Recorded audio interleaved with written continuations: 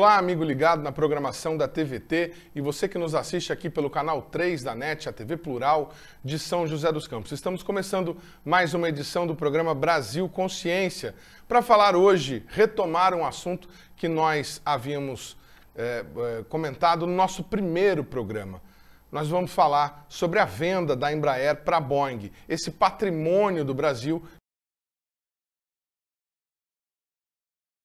Vamos ver então um pouco dessa história, como é que a Embraer se formou e constituiu essa empresa que hoje é líder e por conta disso está sendo adquirida, comprada pela Boeing. Assista no VT. Terminando a Segunda Guerra Mundial, o pessoal saiu correndo atrás dos gênios da Alemanha. Então, por exemplo, os Estados Unidos pegou o Von Braun, a Argentina pegou o tanque.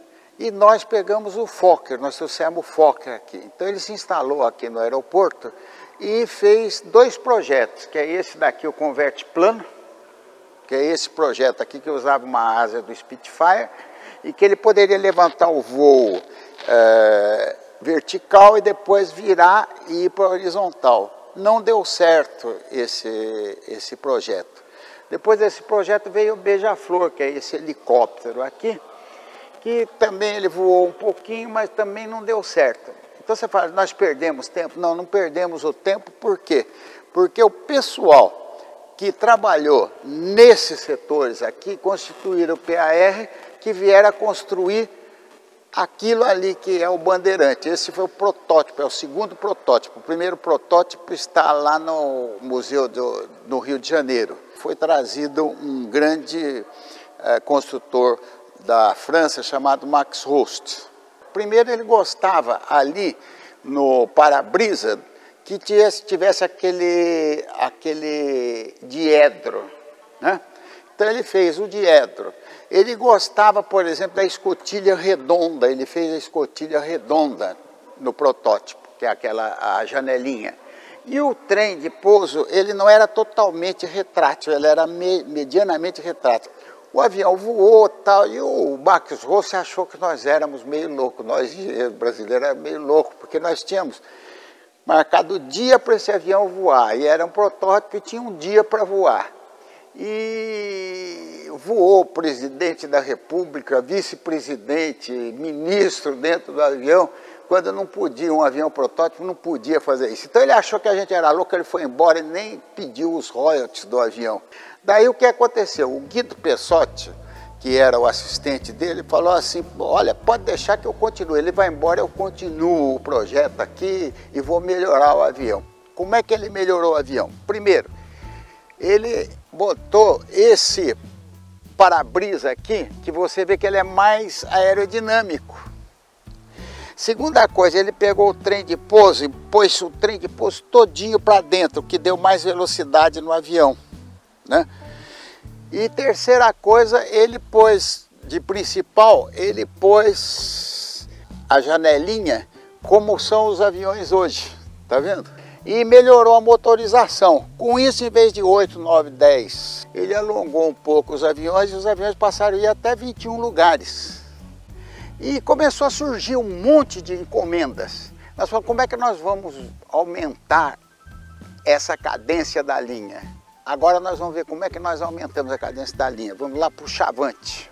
A Itália, através da Aermac, que mandou esse avião para a gente construir na linha. E mandou uma série de técnicos italianos para cá. Então muita gente ficou aqui e ajudaram a gente a acelerar a linha para conseguir fazer 500 aviões.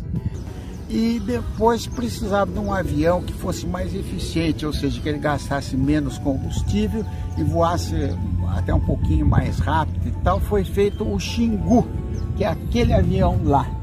Nós aprendemos com aquele avião a parte da pressurização. Daí, como tínhamos que fazer um avião melhor, nós passamos para esse daqui, que é o Brasília. Leva, acho que 30 passageiros, 30 e poucos passageiros. Tem muitos desses voando ainda nos Estados Unidos. Foram feitos em torno de 300, mais ou menos. Para e passo, nós fizemos aquele avião ali, que se chama Tucano. E é um avião aerobático, você teve na Esquadrilha da Fumaça, tudo, tá, é um avião muito bom. E desse avião aqui surgiu o Super Tucano, que é aquele ali. É vendido até hoje no mundo todo. É um avião de ataque ao solo, rápido, ele tem um bom armamento, ele funciona muito bem nas condições de hoje, que hoje não tem aquela guerra total, mas tem a guerra de guerrilha, ele que acabou com as Farc na Colômbia. O governo sempre procurou fazer coisas com a Embraer. Foi desenvolvido esse avião na cooperação Brasil-Argentina, chama CBA-123. E ele é um avião pusher. Ou seja, ele tem as hélices na traseira. Ele ficou muito caro, a Embraer não pôde fazer ele, porque ficou muito caro esse avião. Mas ganhou uma coisa, esta fuselagem serviu como modelo, como protótipo praticamente da série do 135-145, MB 135-145, que a Embraer fabricou e deixou de fabricar há pouco tempo, mas fabricou mais de 1000 aviões. Quando um avião fabrica mais de 1000 aviões, é porque o avião é muito bom. Fizeram um novo contrato com os italianos, né? E desenvolveram o AMX. E esse avião, ele trouxe uma tecnologia para dentro da Embraer que se chama a eletrônica embarcada, a aviônica. Eu acho que 20% é muito pouco. A Embraer devia ter mais condições, porque a Embraer está dando tudo, está dando uma carteira de 20 milhões de dólares praticamente.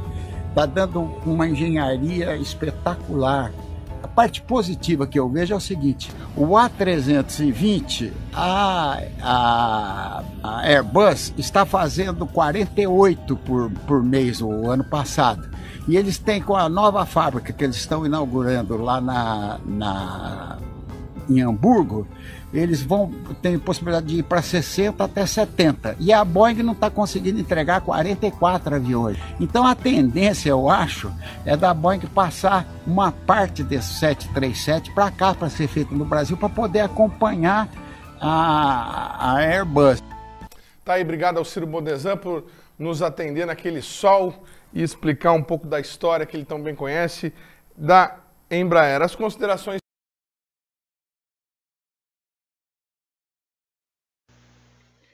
Para se conhecer o problema, quer dizer, a solução joint venture Boeing e Embraer, é necessário que saibamos o seguinte, que a empresa atua no mercado internacional, então ela tem que ter as regras do mercado internacional. Existe uma eterna briga entre a Boeing e a Airbus. E com a junção da Airbus e a Bombardier, a Boeing ficou com um problema. Ou ela se aliaria com a Embraer, ou com o avião chinês, ou com o japonês, ou com o russo, que estão chegando, os 3 aviões estão chegando. E tem um outro detalhe, a expansão da Airbus. A Airbus tem 4 fábricas, uma em Toulouse, outra nos Estados Unidos, outra na China e inaugurou uma em Hamburgo. E eles querem passar de 46 para 60 ou até 70 aviões da família A320, que é o filé mignon da fabricação dos aviões. E a entrega em 2017 da Airbus foi de 558 aviões, de 6.300 encomendados. Na atual cadência, ela leva 11 anos para entregar, para botar um novo avião em funcionamento, porque já tem 6.300 encomendados. A Boeing precisa expandir a fábrica para seguir a Airbus, mas ela só tem fábrica nos Estados Unidos e fabrica apenas 44 por mês, no total de 529 aviões. Ela tem 4.648 pedidos que demorarão 10 anos para entregar. E a Boeing, ela quer entregar antes do que a Airbus. Então, esse é um problema muito sério. Por outro lado, a Embraer, em 20 anos, está previsto um mercado de 3.700 aviões. O Brasil ocupa 58% do mercado. Assim, terá que fazer um avião cada 2 dias, com provável fábrica na China, para fazer em torno de 2.000 e poucos aviões, porque 80% das vendas serão para o mercado oriental. Os aviões da Airbus Bombardier, do consórcio Airbus Bombardier, o CS-100, que é feito para 108 até 133 passageiros, custa 76 milhões de dólares, enquanto os aviões da Embraer, o 195E2, que é feito de 100 a 124 passageiros, ele custa 65 milhões de dólares, portanto, mais barato 17%, além de já ter sido adotado no mundo. Agora, vamos estudar por que é interessante para Boeing fazer a ligação com a Embraer. Ela tem os modelos 737, 10, modelo 10, 737, 737-8, 737-9, o MAX, que fazem concorrência com o 319 da NIL, 320 da NIL e 321 NIL, que é o motor novo, né, da 321, e o 320 e o 319. Agora, você veja que, por exemplo, o 10, ele está custando 130 milhões de dólares o preço de lista, enquanto que o 321 vai custar 129 também. O 320, que seria o 737-8, 110 e 117, e os preços são mais ou menos equivalentes, os preços dos dois. O 737 MAX ele é para 190 passageiros e um alcance de 3.200 milhas náuticas, que seria 1.800, seria aí em torno de 5.000 quilômetros. Já o 737 MAX 9 e o A320 Neo e o 737 MAX 8, eles são para 160, 170 passageiros, até 180 passageiros, mais ou menos. E eles chegam a 3.500 milhas náuticas. O grande problema é que eles estão querendo fazer um avião que dê 3.800 milhas náuticas, que dê para atravessar o Atlântico, que seria o 319, o 321 Neo e o 737, o novo que eles estão fazendo, para atingir o 321 Neo, para dar 4.000 milhas náuticas, que são 7.000 e poucos quilômetros. Então, aqui nós vemos que os outros aviões, né, da Airbus e da Boeing, nós vemos que custam de 239 milhões no 787 aí, até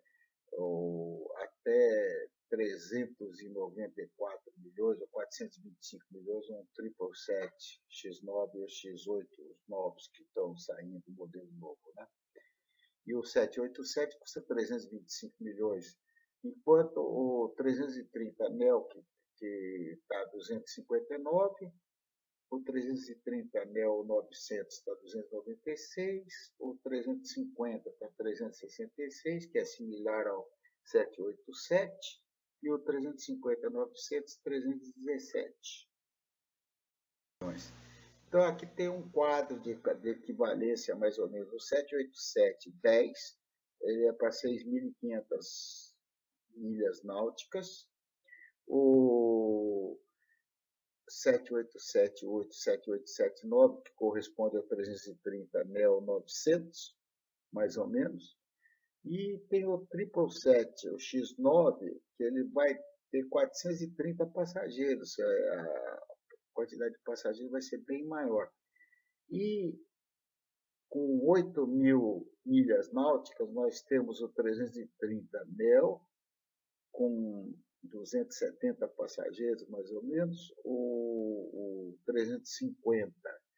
350-900 com 330 passageiros, mas já atingindo 8.000 milhas náuticas, ele está vendendo muito esse modelo, e o 350.000, que deverá ter mais, vai para 370 passageiros, mais ou menos.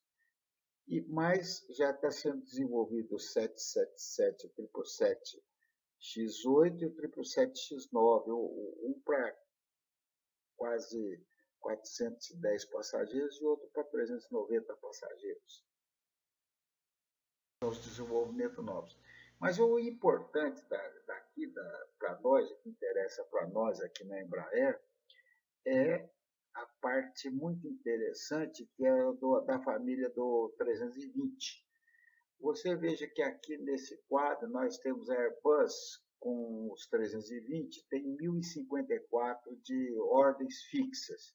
E eles só entregaram 558 e tem um pedido de 6.141 e já venderam quase 8.000 aviões.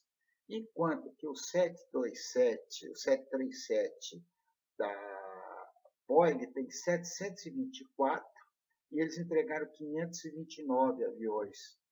E tem 4.664 aviões na fila. Mas já foram feitos 9.847 aviões. Então, eu acho que aí é que está o problema da Boeing. A Boeing deve se interessar em talvez fazer uma fábrica aqui em São José e trazer bastante gente para fazer. É lógico que esses aumentos de produção não é só um aumento da Boeing, tem que o pessoal que faz os materiais tem que aumentar, o pessoal que faz os sistemas, subsistemas, tal, como a parte de eletrônicos, a parte de computadores, a parte de hidráulica, a parte de todas essas firmas têm que aumentar. E a hora que eles vão aumentar, eles precisam de muito dinheiro para aumentar também, né? Essa é a tendência. Aqui nós vemos como é que tem sido neste quadro. Nós temos a Airbus em vermelho forte, são as encomendas firmes em vermelho forte. Em vermelho fraco são as entregas. Você pode ver que a Airbus e a Boeing estão sempre meio ali perto. Quando tem uma queda de vendas e de compras, as duas têm uma queda, mas a tendência é aumentar. E esse aumento é em torno de 4%. Então, eu tenho a impressão que a Boeing deverá fazer uma fábrica aqui dos aviões dela grande ou trazer para cá pessoal para fazer sistemas e subsistemas para poder fazer concorrência com a Airbus, com o sistema Airbus.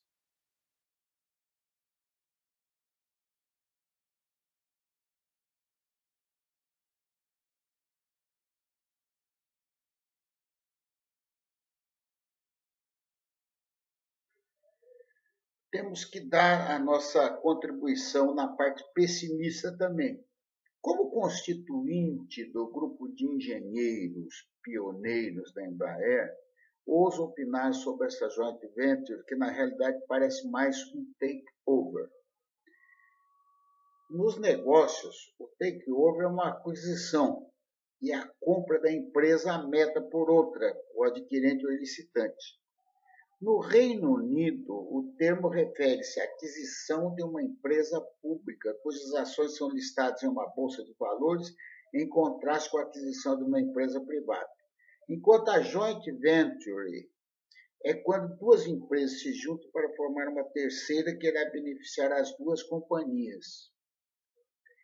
Sou tremendamente a favor devido à inexorabilidade, quer dizer, não tem jeito. O mercado internacional é que manda nesse negócio. Acho mesmo que a Boeing irá pôr uma linha de montagem dos Boeing 737 em virtude da dificuldade que ela está tendo em seguir os passos da concorrência com a Airbus e seus A320. Esses aviões, o Boeing 737 ou A320, são a nata das vendas internacionais e oscila entre 70% e 80% do valor do mercado internacional, que será enorme. São 35 mil aviões que se presume fazer. Mas vejamos o caso do takeover. Pelo que me parece, a Boeing poderá, após 5 anos, adquirir os 20% da Embraer e vender a Embraer para quem ela quiser. Por outro lado, se resolver levar a integração dos nossos aviões para os Estados Unidos, ficaremos aqui só como fabricantes de peças usinadas. O que daremos para a Boeing? Isso é o que vai para a Boeing. É uma carteira de 20 bilhões de dólares, 4 vezes mais o preço que eles querem pagar, além de prédios, projetos, maquinários e know-how adquirido durante mais de 50 anos de estudos árduos de brasileiros. A terra, que é o local onde a Embraer está situada, foi doada pela FAB aqui em São José dos Campos. O capital inicial e o desenvolvimento foi bancado por mais de 25 mil empresas brasileiras que deram seu imposto de renda para que esse progresso fosse de nossa pátria. Tivemos, por esse esforço, um crescimento notável de tecnologia para o país que é imensurável. Além de ter faturado mais que 100 anos dos gastos anuais como o DCTA-ITA, que deu origem à Embraer, formou-se uma elite intelectual de geração de alta tecnologia. Nós vamos perder isso? Outra coisa não muito bem esclarecida. Esses 5 bilhões de dólares serão destinados à Boeing comprar as ações dos Estados Unidos dos investidores.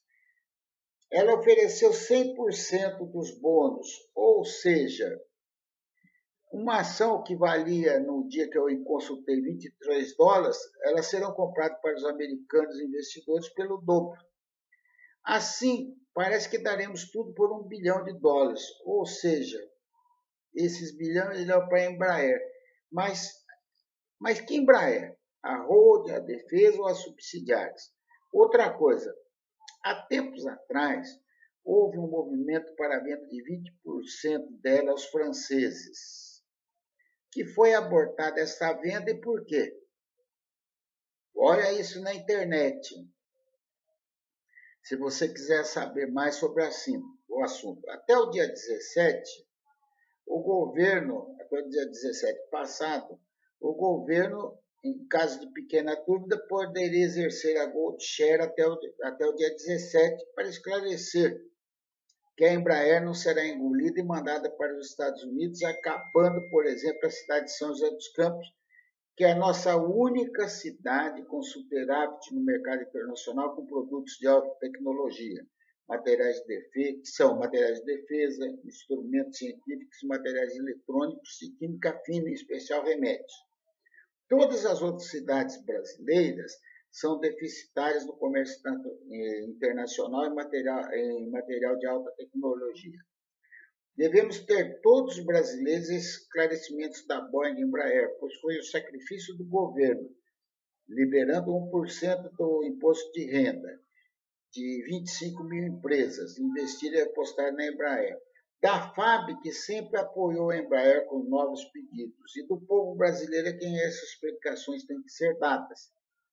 Parece que o governo já liberou a Gold Share, e se não temos nenhum comunicado claro sobre isso, esse direito de veto, sem dúvida, não forem esclarecidos esses pontos até o dia 17 de 1, esses esclarecimentos e garantias que serão supados terão esses direitos desse esclarecimento. Agora, só poderá retroagir esta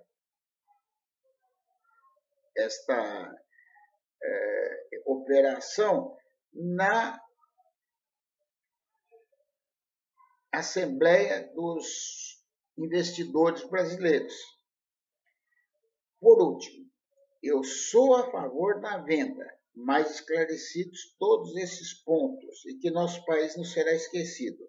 Acho que no futuro nós teremos um núcleo de aviação nas Américas, mas não no sentido americano, que a América é só Estados Unidos. Eu quero que seja América do Norte, Central e do Sul. Teremos outro núcleo na Europa e outro núcleo lá no Oriente.